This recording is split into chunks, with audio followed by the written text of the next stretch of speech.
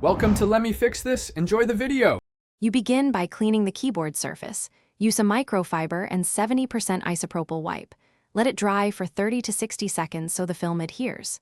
Next, peel about 1/3 of the protective film backing, exposing only the top edge.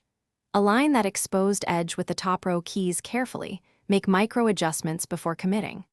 Once aligned, press the top edge down gently to set the placement and keep a soft, steady grip to prevent misalignment as you move to the next step.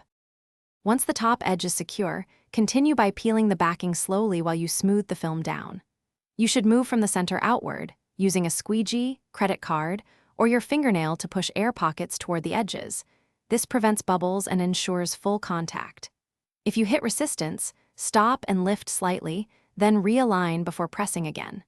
Make sure every key area is seating correctly so typing feel stays consistent. And take your time.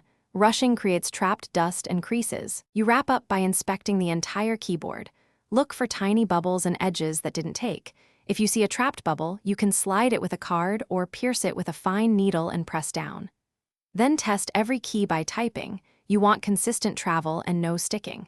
If a key feels off, lift the nearest corner and reseat that section. If the film is badly misaligned, remove it slowly, reclean the surface, and reapply starting from the top edge. This fixes most issues. Thanks for watching. If you found this helpful, don't forget to like and subscribe.